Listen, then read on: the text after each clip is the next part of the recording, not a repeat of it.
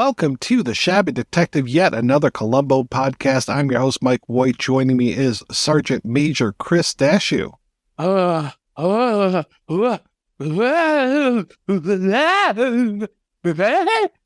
my Richard Basehart at the end of this. Just whatever that is, it's a decision, and he makes it, and the episode's better for it. We are talking about the fourth episode of the second season, Dagger of the Mind. It aired originally on November 26, 1972, one of the 92-minute episodes from this season, directed by Richard Quine, story by Richard Levinson and William Link, and a teleplay by Jackson Gillis. We have Columbo making a road trip. Woohoo! Going over to the UK, buddy, and he's going to hang out with Dr. Bombay. Actually, if I say that, Chris, do you know who the hell I'm talking about when I say Dr. Bombay? I am super confused as to what episode of the show you watched, because the episode that I watched had Morgan Woodward and James Gregory in it as well, and Leonard Nimoy was in it, and Shatner. There is literally a Star Trek episode with the exact same name from TOS. Yeah, they did like their Shakespeare reference. They sure did. Joking aside, why this had to be set in London is beyond me. I guess Peter Falk wanted to go to London and had to want somebody else to pay for it, which, hey, you know what? Fucking rock and roll, man. I'm for it. Bilk everybody for everything. But outside of the forced setting of London, which adds effectively nothing to the story, other than, I guess, giving us a justification why there could be British actors in this, which they don't need a justification. It's a what? I don't understand why it's set in the UK, but outside of that, this episode's a lot of fun. It's pretty convoluted, and I think that the conclusion, or the how catch 'em, is pretty... It wouldn't stand up in a court of law. Maybe a British court. Yeah, well, it's a fucking kangaroo court. Like, no, I'm just joking. Friends in the UK, I don't know what your political fucking judicial criminal system, I don't know what it is. I don't know how this would actually work, but I will say this much. How we get to the point where we get at the end of this episode is immensely unsatisfying, but everything else is pretty fun. Our murderers are Richard Basehart, Gypsy's favorite actor, Richard Basehart, and then we've got Honor Blackman as his wife-ish. I mean, her name's Lily Stanhope. He's Nicholas Frame, but they sure act like husband and wife. And I'm getting real Liz and Dick vibes out of these two, especially when he shows up at the theater completely soused out of his mind. I love when he shows up. I love Honor Blackman. She's great. She's pussy galore, right? Like, for most people, if you've seen that era of Bond, she's going to be immensely recognizable. But the fact that I recognize her from something else and was thinking about that role more than anything else did not hurt my ability to enjoy a very different role, because it's a very different kind of character. I'm not knowledgeable about her outside of Bond and that she had a career in film. Like, she's not someone that I go out of my way to watch, but I enjoyed her in this. Now, Richard Basehart, on the other hand, what a performance. That's all I'll say. He's at 11 throughout. She's giving him a run for his money, though. Yeah. I mean, I'm not saying bad. Like, he's like Ray Milland in The Greenhouse Jungle, but I actually enjoy his performance. Like, it's dialed up to 11 and then just left there. Like, he's so just like sneeringly British. He's painfully British, as one might say. Cameo alert. Harvey Jason as the director of the play that they're both in. Harvey Jason, we will be talking about him tomorrow night when we talk about Night Gallery with Father Malone. We've already talked about Harvey Jason when we talked about Gumball Rally. He was the Hungarian on the motorcycle, Chris. Right. I actually do remember that. Crazy, right? Right. He's in this whole episode for 2 minutes, something like that. And I kept waiting for him to come back. But instead, the person that we get the most, apart from Wilfred Hyde-White, who we'll talk about, is Arthur Mallet as Fenwick, the stagehand, mostly known, for me anyway, for his voice. He was Mr. Aegis in The Secret of Nim. Most people listening to this probably remember him as, who is it, Peter from Captain Hook, from Hook, the Robin Williams film where he lost his marbles, right? Yeah, sure. And he also shows up in Mary Poppins. I mean, the guy had a huge career. There's a lot of people chewing a lot of scenery in this episode. Let's just put it that way. Yeah, I'm surprised you didn't mention old Bernard Fox. Just that. Oh, I did. Okay. Dr. Bombay. He was one of my favorite characters from Bewitched. You know what my point of reference for him is? The Mummy. Yeah. Yeah, it actually is. It actually is. What you pointed at me and you said it and you were right. He's going to come back. He's going to come back when Columbo goes on a ship, and he'll be back talking and correcting the lieutenant about what is a boat and what is a ship. So I'm pretty excited for that. He and Peter Falk must have gotten along. Bernard Fox not playing as stuffy as the British guy as I thought. I really thought Columbo was going to have a hard time convincing him that there was more afoot here than meets the eye, but I like that he's a pretty smart detective chief superintendent of Scotland Yard. So I was pretty happy that he goes along with Columbo pretty good. There's not a whole lot of kind of going back and forth between these two gentlemen, but once Columbo points out that book and the spine of this book, he's pretty much right there on the same page with it. Well, and that is the thing that I appreciate about this episode, I think more than anything else is, and you mentioned it with the spine of the book, like the amount of like fake outs that it has and like the red herrings, there are a lot. Because at one point you're like, it's Wilfred-Hyde-White and he's going to turn him in, but he doesn't. And then it's like, oh, but now he's dead. And oh, they're going to get away. And oh, it's the umbrella, but it's not the umbrella. Oh, it's the pearl necklace, but it's not the pearl necklace. Oh, it's like, there are so many of those kind of narrative dead ends in this that work so well that by the time it gets to, and it's a completely hinky explanation, it feels earned. But yeah, like it's what's most surprising about this episode, I think for me, is that it's not this like fish out of water story that I was expecting it to be, which is why like I enjoyed Bernard Fox as much as I did, because he wasn't like, oh, this stodgy, this American is so stupid. Like there's none of that shit. And I was really expecting, when you were saying on the last episode, you're like, well, this is Columbo goes to the UK. I was like, oh my God, like I can only imagine what it's going to be like with this guy interacting with those assumed kind of people, you know, British of the television, not British of the reality. You guys are a lot less stodgy than they give you credit for. But, you know, like, that's the thing. Like, he's playing a very different character, and the episode is written a lot smarter than I was expecting. Not because it's Columbo, and it's going to be written smart. It's just, there are tropes that we like to lean on when characters go to other countries just for comedic and or, again, narrative structure effect. And they don't do any of it here. No. And I do like this whole thing that they are sending Columbo over to either teach Scotland Yard or for him to learn from Scotland Yard. But either way, he is being picked out of the LAPD as being somebody very special. And that's why he gets to make this trip. So we know right now, anyway, that he's being recognized for all of these crimes that we've seen him solve. So pretty happy about that he's going over there with this kind of mark of approval. So it's not like he's there on a vacation and he just happens to stumble into this stuff. Even the murder itself, which we haven't even talked about, but even the murder itself, it's basically Bernard Fox saying, oh, I have to go check on this like family friend. There's been a death. And that's when Columbo's like, yeah, I don't think that this is a death. I think this is a murder. And it really isn't until they get the autopsy results back that they know for sure that it was a murder.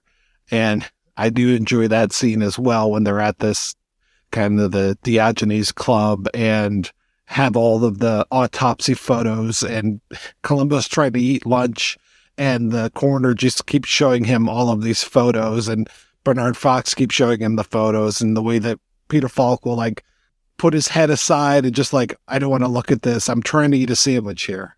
Again, like he is always so good in this show, but like the comedy, I feel like in this episode is really firing on all cylinders. He's really funny in this episode, and like the mannerisms and the physical comedy that he does, I think this is the funniest the show has been. Like, this episode is very funny in a way that, like, the show normally isn't. I was glad, too, that you're talking about the stodginess of the Brits and all this.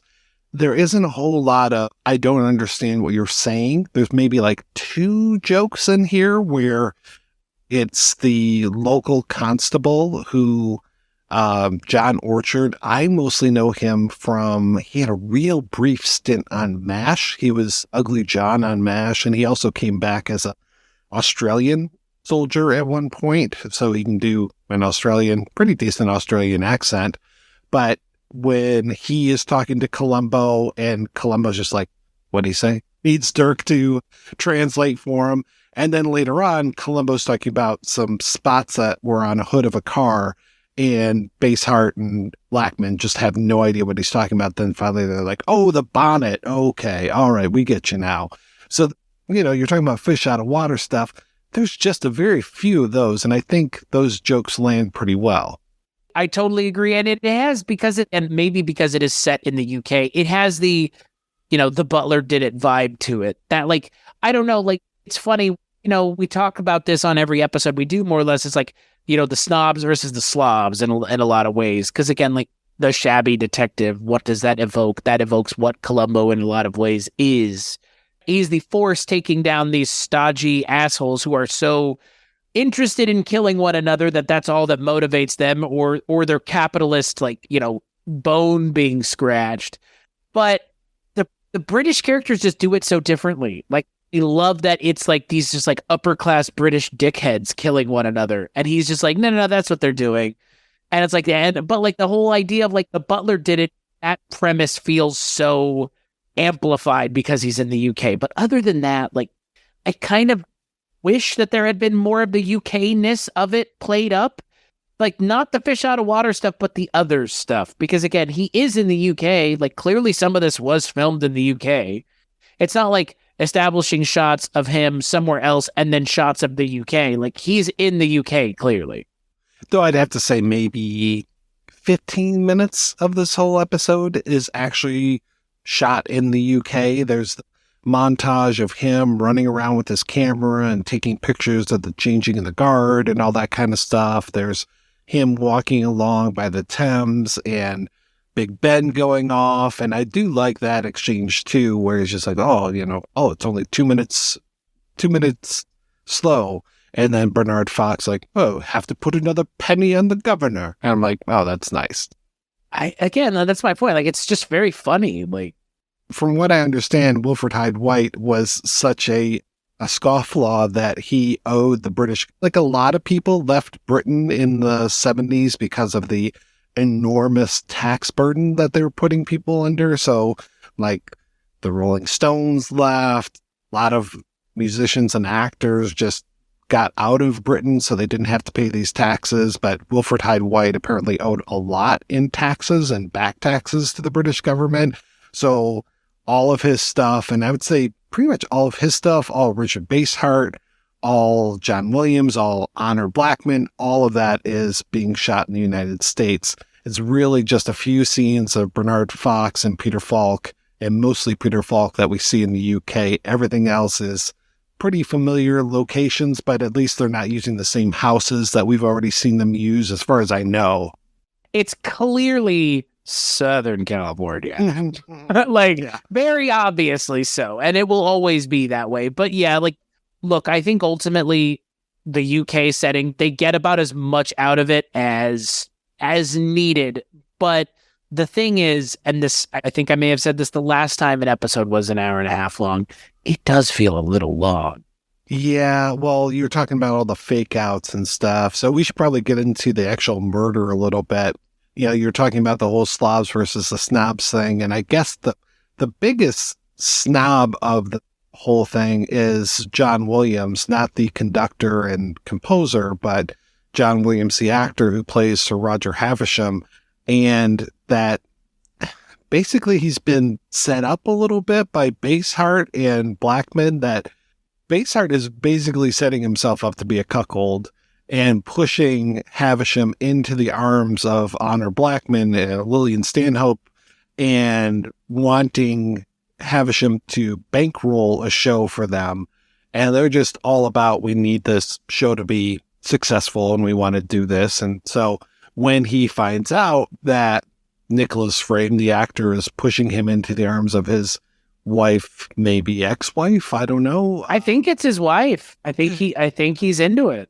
Well, it's fine. Like, hey, not yucking anybody's yum. Like, oddly progressive thing for a show in the 70s. Like, and when he finds out, he gets pretty upset, and then he's going to pull all the funding, and that's when we get this big fight going on. And really, this is an accidental death, which is interesting because most of the time we're seeing premeditated things. We're seeing people that are setting up all of these machinations. I mean, think back to Cassavetes and just all of the things that he's doing to set his alibi up and all this kind of stuff. And this one, there really isn't an alibi because they didn't intend on killing this guy. She basically clocks him over the head with a thing of cold cream and conks out. And there's that really odd shot where I was thinking they were going to actually show the body, which they don't usually do in Columbo. I thought they were going to show the body because the camera's on Basehart and then it kind of moves over a little bit and then just stops. I'm like, okay, that was kind of odd. And then it's like, oh, I killed him. It's like, you did? You killed him with that cold cream? Okay. Fucking weird thing about this episode is they kill him accidentally, but then they act really... Like, the way that they act doesn't make any sense with... It's at odds with the fact that they killed him accidentally. I feel like it should have just been, it wasn't an accident. Because, like, I get that it's an accident and they're trying to get him to bankroll their thing and he's got to be alive to do that and blah, blah, blah, blah, blah, blah, blah. But, like, that's because they set it up that way. There's plenty of directions they could have gone that make this seem like it hangs together better because them acting so blasé about the fact that they murdered him, more or less, even if it is by accident, like they act like they murdered him is more my point. Like like Richard Basehart is mustache twirling. Like, and it's like, you wouldn't be doing that if you didn't mean to kill him, which they didn't mean to kill him. So then they set it up to look like an accident. And I guess if he dies accidentally, they get to keep their funding. So yeah, just bizarro. And then there's this whole thing about books. And there must have actually been a book that Basehart wanted, but it wasn't the inciting incident. It wasn't like he killed him for this book. He just brings up this whole thing of this book. And then eventually they use that to pin the murder onto Tanner, the Wilfred Hyde-White character, as well as some other books, because apparently Havisham has this huge book collection. And that also tips, like I mentioned before, tips Columbo off when he sees a book that has been put down on a table and it could break the spine. And Columbo knows these are really expensive books. You're not going to do that to one of these books. And that's the first thing that tips him off, I think. That's basically when he walks in the room and he doesn't know who the murderer is yet, but he sure does notice, boom, there's something going on here. And then he starts talking about the reading glasses. What happened to the reading glasses? Oh, they're in his pocket. Oh, isn't that interesting? Oh, what was he wearing? Oh, he wasn't in, any sort of comfortable clothes. He was still in his evening wear. And just, he really starts to put everything together pretty quickly. And then I think the performance that Lillian Stanhope gives at the viewing of Havisham's body, I think that's really what helps cement for Columbo. It's these two people. And then especially when they both give their alibi and it's right there in sync. And I love when he's just like, oh, that performance that you gave, which could be what they did on the stage, or really, I think he's talking about what they were doing for him, giving him a solo performance of, oh, and this is what happened. And I broke my necklace, and and this happened, and we were arguing, and just all of these theatrics, because these people are theater people, and they, like I said, there's a lot of scenery chewing happening in this episode. I don't understand the length of this episode needing to be that way, because it feels like all these like bogus twists and turns, because there's the twist with the umbrella, there's the twist with the car, there's the twist with like the kind of like caretaker / mechanic.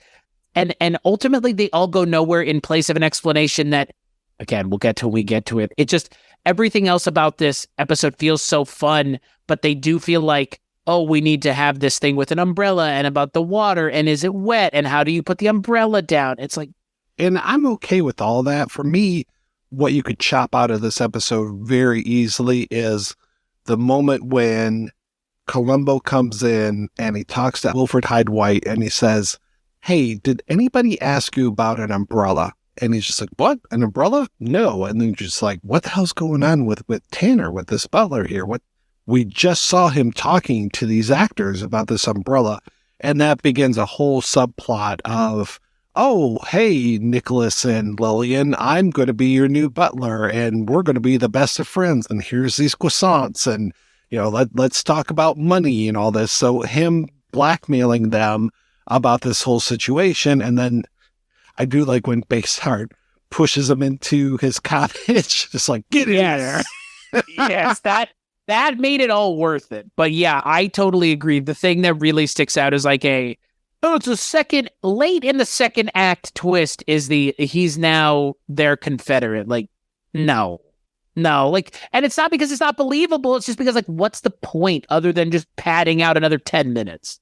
And this is where they really become dastardly. This is when they premeditate a murder and they set him up and I can't even imagine what they did to Wilfred-Hyde-White to hang him. I mean, that's a very gruesome scene when you see his body just hanging there with show his face or head or anything, but just those legs hanging.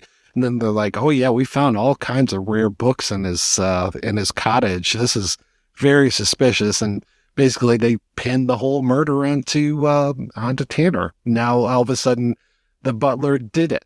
Then after that moment in the episode, if they want to act like mustache twirling villains, go for it. Like you've made the double commitment to go further down the rabbit hole.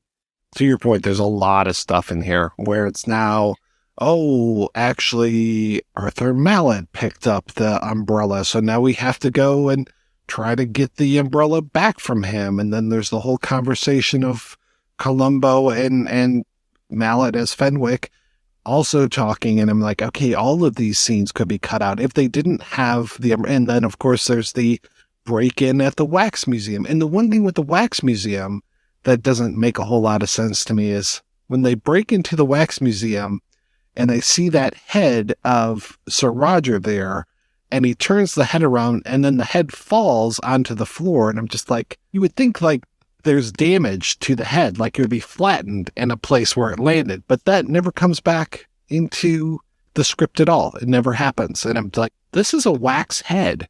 Like, unless they make that wax really super hard, once it hits the floor from like 6 feet up or whatever, you would think that it would be flattened on one side, and that could be, there was a break in here. Because the way that it goes, I'm like, Columbo's kind of desperate at this point. Like I think he's actually literally flummoxed at this point when he goes in and he goes to get what he thinks is Sir Roger's umbrella, Fenwick's umbrella, and it ends up being Sir Roger's. It ends up being the umbrella that should be there instead of the umbrella that shouldn't be there.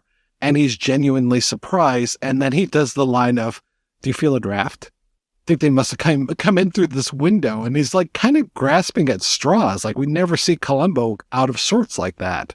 I don't get it. Like, to what end? To your point, it pads out the story. That's it. Like, that's all it feels like, because again, like it's not that I don't like seeing someone get one over on Columbo, but we know no one is ever going to.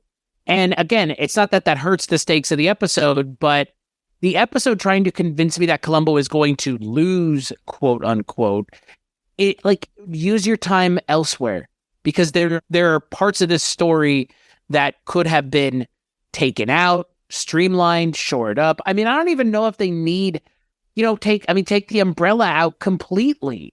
Like, again, like, it's just, there's so much of this that like the umbrella ends up coming into play at the end in the most ham-fisted way. But again, like the way it's introduced, it takes a million years to get to the point where it's a problem. It takes forever to even get to that point. And then when they get there, it's, oh, by the way, it doesn't matter, until it does again at the end, and it invalidates all the other things they're trying to convince you of. Because yeah, there are wax statues that don't come into play at all. And it's super bizarre that it doesn't at all. Like, I have a hard time understanding why they open up so many doors only to close them immediately. And I wouldn't have expected that either, because the writer of this, Jackson Gillis, I mean, he had wrote a lot of stuff over the years, including Murder, She Wrote, and Perry Mason, Mission Impossible, Policewoman, Starsky and Hutch, just like a lot of Barnaby Jones, another contemporary of Columbo, a lot of TV detectives, Y50. So it's like he knows mysteries, but yeah, he leaves a lot of, like you said, closed doors that were just open and then immediately slammed in your face. And so you feel like you're just walking down this hall and like, where the hell, the story is very straight ahead. So if you just keep walking, great. But Columbo keeps trying to open up these doors and go through them. They're all locked. Yeah. Ultimately, by the time the episode gets kind of to the moment, like you said, where Columbo is bested, it feels like the episode wants you to be like, whoa, like these people might get away with it. And that scene would work if I didn't know that there was another 30 minutes of the episode to go. Because like there are no episodes of the show where he gets away, right? Where anyone gets away. 2. But okay, so there's a possibility. There's a possibility, but does Columbo, well, Columbo knows these people are guilty, and basically he kind of plants some evidence. There's that question, right, from LA Confidential. It's like, would you plant evidence on someone if you knew that they were guilty? And Ed Exley's like, nope, I would not. And Dudley Smith's like, well, you're going to have to learn how to do these things if you really want to be a policeman. And Columbo ends up planting some evidence on these folks and causes Richard Basehart to lose his freaking mind. And it feels kind of icky. Because like his explanation is like, well, back in the day when I was a young boy, I used to know how to flick marbles really well. And so he flicked the pearl as if it were a marble into the umbrella. Apparently there was a scene that is cut, which was filmed, and that's why there's a little bit of an abrupt cut at the end of this scene where he explains the whole thing with the pearl. After he shows how it's done and the whole, oh, sorry, look at that over there, and kind of distracts kind of thing, he flicks another one into a woman's cleavage. According to Dan Koenig's book, and I believe his book because it is so well researched. So, and I did notice that scene really kind of abruptly cuts off at the end when he's giving his explanation to Bernard Fox. Interesting. Yeah. So that was the patrons coming in that were all clamoring, all those people clamoring for the wax museum. Because that's what they do over there in England, man. They just get so into those wax museums that they're just all these people outside waiting for the new exhibit of Sir Roger Havisham and Lillian Stanhope and Nicholas Frame. It's this, also when you think about it, Superintendent William Dirk, and a Dirk is a dagger, and Nicholas Frame, he frames Tanner. Are we supposed to get things out of these names here? I was curious myself when his name was Frame. I was a little surprised when Lillian just outright says Macbeth when they're at the theater. Me too. I was like, oh, okay. But then something bad happens. She ends up murdering Sir Roger. So I'm like, okay, well, maybe the curse is true. And then I kept thinking that there would be more Shakespeare. And like, yes, there are a couple lines here and there. And then, of course, when Basehart goes crazy, he just starts quoting a lot of Shakespeare. But I was really hoping for more. Like, I was really actually hoping that there would be a spot on her hands or something, or she would get something on her hands. She would have to wash it off. I was hoping for a little bit more of that. And I was hoping for a little bit more of, there is no literal dagger in this episode, but I was hoping at least there would be a dagger of the mind kind of thing. And like, yes, Basehart does go crazy, but it feels a little bit late in the proceedings. Because of course, there's the whole, is this a dagger I see before me speech that Macbeth gives. And I was really hoping for a little bit more of that, but dagger of the mind is just basically, hey, they're in Macbeth. That's it. There is no more Macbeth to this story. We don't get... Actually, another thing that Koenig pointed out is that this episode was supposed to start with Frame going to a psychic. So basically she would be the witches going to the psychic and asking her if their play would be a hit or not.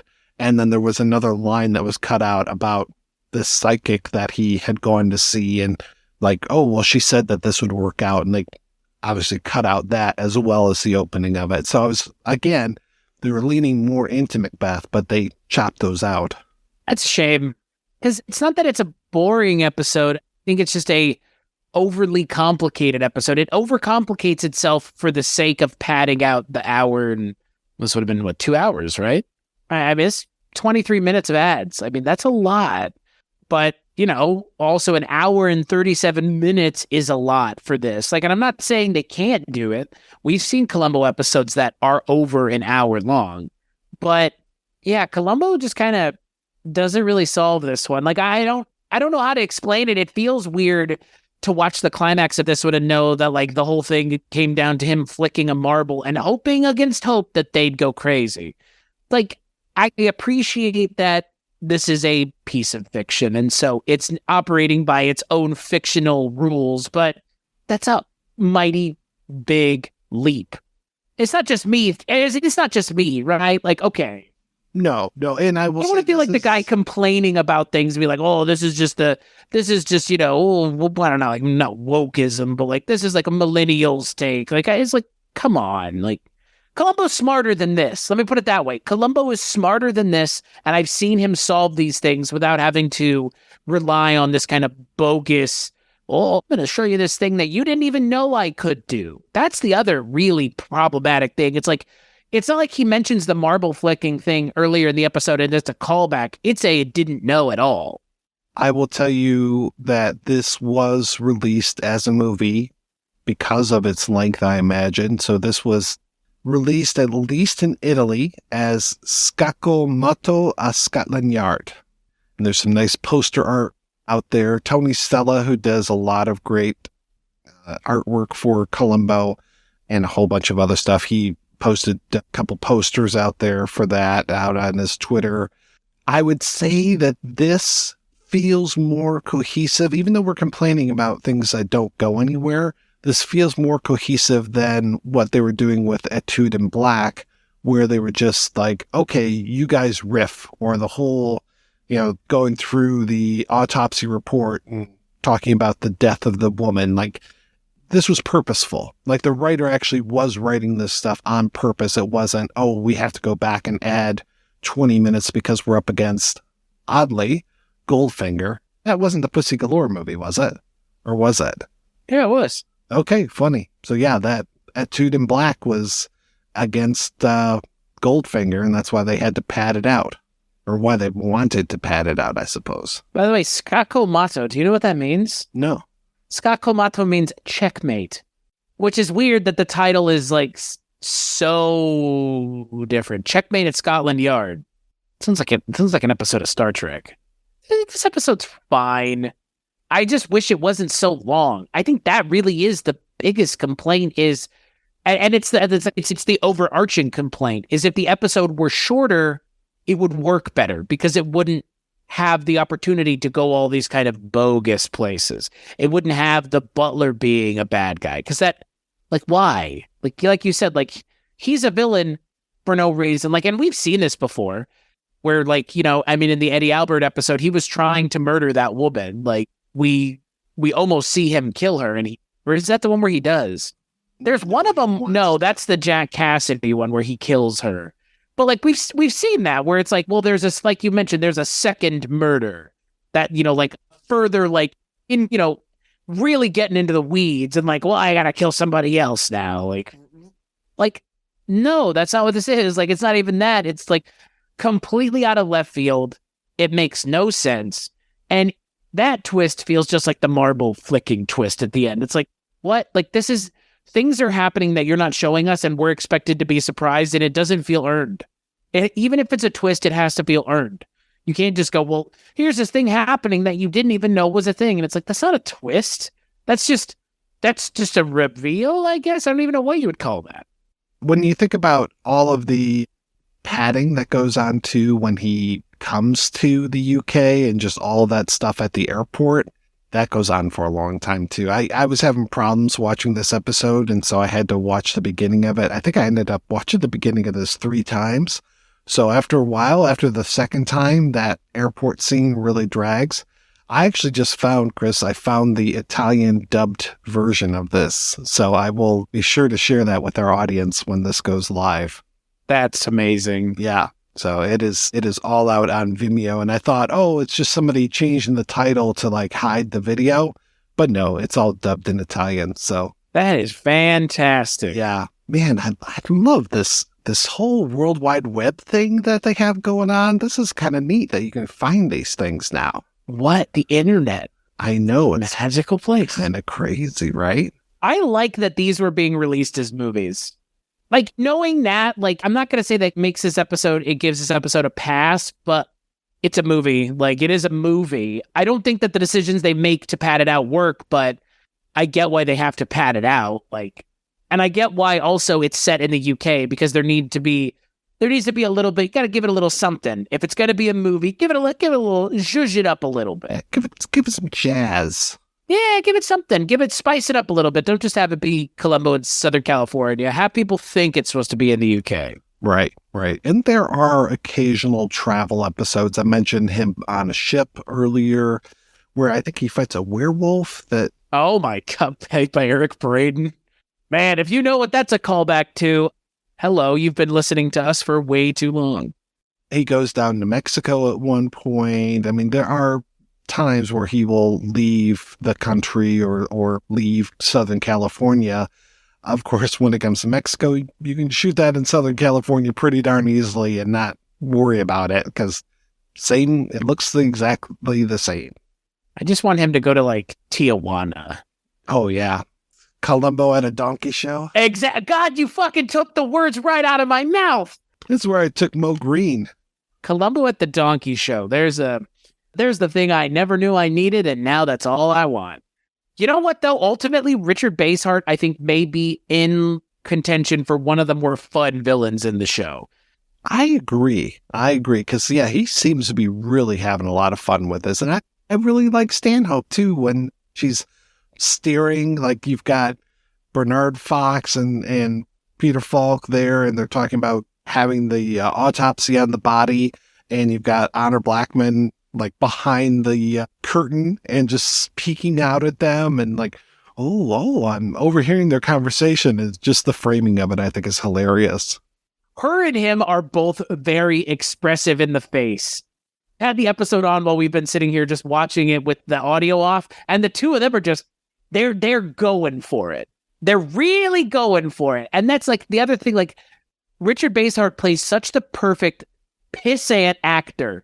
Like, he's just a pissant. Like, I know that he's like supposed to be this famous, well-to-do guy, but like, you can tell he has this massive inferiority complex, and it's perfect. He plays it so perfectly, and everything, he says everything with such panache and aplomb, and it's like, shut the fuck up, dude. Like, this, I love it. It's perfect. Like, it's just the kind of person you want Columbo to go up against. And yeah, like we were saying, they're not upper crust dickheads, but they are great dickheads regardless. They're attempted highfalutin dickheads, but they just, they're actors. They're I mean, I'm not saying all actors are full of themselves, but these actors in this thing are stereotypes, and they're just up their own asses, and it's hilarious. They're great. Like, that's why this episode is so funny, I really think, is because Richard Basehart, like, you can't take him seriously.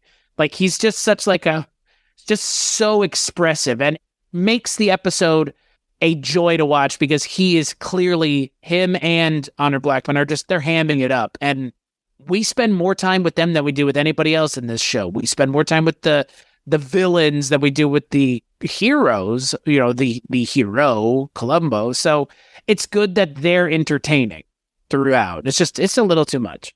Well, Chris, on the next episode, Columbo is back in the United States. He's actually back in Hollywood. We are talking about Requiem for a Falling Star, where it's also going to be directed by Richard Quine and screenplay by Jackson Gillis. So kind of a repeat here. So we'll see how many similarities there are between these two episodes.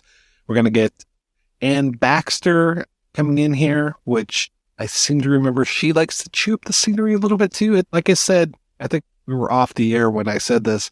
I forget that Requiem for a Falling Star is an episode a lot of times. So we'll see if that's just because I don't think it's memorable or if it just is some sort of mental block against that one. So guess we'll check that out next month when we continue on our journey through the life and times of Lieutenant Columbo.